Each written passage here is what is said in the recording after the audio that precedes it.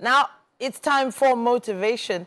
And on Mondays, it's important for us to find those little nuggets, those little pointers that we can give you to help you get through your week the right way. Have you ever considered what sort of mindset you have? Is it a growth mindset? Maybe you're not too sure what that is. Today, we're going to clarify. We have Fola Daniel Adelesi here. He's an international keynote speaker, training facilitator, communications professional, writer, and so much more. How important is having a growth mindset? You just cannot overemphasize the importance of a growth mindset because it's pivotal to you becoming a successful person in life. And whatever it is that you want to do, you must have a growth mindset embedded in every phase of that project or even your life as a whole. Now, what is this growth mindset? It's first of all something that tells you there's room for improvement, there's room for a better you. This is not the best of you. It doesn't matter how much you know, it doesn't matter who you have become, there's always more to learn, and that you can learn from anyone, anybody, any situation, anywhere.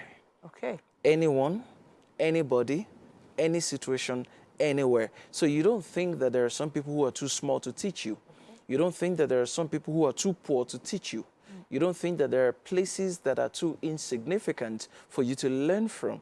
Go and ask the people who learn, who become successful. You realize that they learn from everywhere and in any situation. But the most important thing is that even when they get into trouble, or if they have challenges, they have the growth mindset, which means, how do I come out of this? What can I learn from this? How do I become a better person after this? Even if you're just, going about your daily activity, you need a growth mindset to succeed. Okay, so now we've heard many motivators, motivational speakers, such as yourself, speak about having a success mindset, having a money-making mindset, business-minded mindset, maybe an educated mindset. But having a growth mindset does seem a little ambiguous. What is it about growth that is so important to someone who is already in his mind or in her mind feels they've already succeeded? So the difference between growth mindset and every other thing that you have mentioned is the fact that you are saying that there's a room to become a better person. Okay. The word growth from grow, if you're not thinking about growing, or if you don't think that there's any room for you to grow anymore, you won't talk about growth. Sure. So if you're talking about growing, it means that you know that you have not attained the highest possible height. Okay. So growth is important because if you're alive, there's always more to be done. Sure. It is only when you're dead that there's nothing else to be done. So if you don't think you need growth mindset, from that moment, it's as good as saying that I don't need to learn anything anymore. I remember they say that the day you stop learning is the day you start dying. So growth is simply telling you that if you're alive, there's more to be done. You can become a better person, whether you have succeeded or you are trying to succeed. And guess what? Even if you have succeeded, you still need a growth mindset to stay successful. And the reason is simple. What made you succeed yesterday may actually become obsolete today. Okay. There may be a disruption in your industry. And if there's a disruption, it can affect every strategy that you used to become successful. So if the disruption hits the strategy that you used to become successful, how do you stay successful? That's where growth mindset comes in, to tell you that you need to reinvent. Now, look at Nokia. We've all heard the story of Nokia. Yeah. If there was a growth mindset in place, when every other company was reinventing, Nokia would have reinvented. Sure. Look at Kodak. Kodak was a filmmaker. In those days when we used to buy cameras, for those of us who are photography enthusiasts, we used to buy cameras and buy films. But people were migrating to digital cameras, DSLR cameras. Everybody was migrating, but Kodak didn't see that future. So why are we not talking about them today amongst the best cameras available in the market? It was about growth mindset and knowing when to reinvent yourself. Even for career professionals, you get to a point where your career peaks. And if you don't understand that you need a growth mindset to reinvent yourself, what some people do is when they realize that, look, it looks like I've hit the peak of my career, they start transitioning to becoming consultants.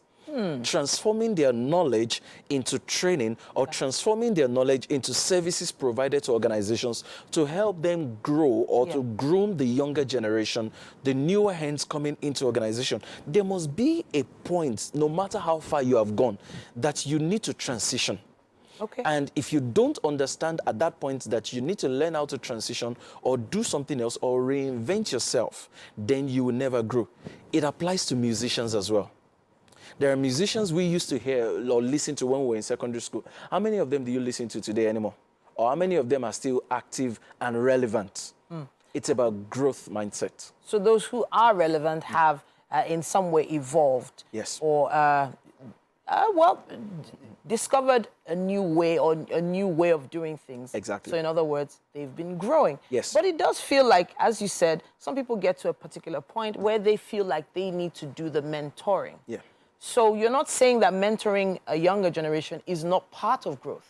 That's not what you're saying. It is part of it. It is part of it, Okay. But if all you do is just mentoring and you're not doing anything for yourself, what you're saying is that I've done everything I can possibly do. There's nothing more to me. Okay. But mentoring is still a way of pouring yourself into other people. You see, there's a part of mentoring where you don't do anything, you just tell others what you know. And again, that part is where maybe age is no longer on your side. Energy is no longer on your side. Resources and time are no longer on your side. Then you can just sit down and just do mentoring.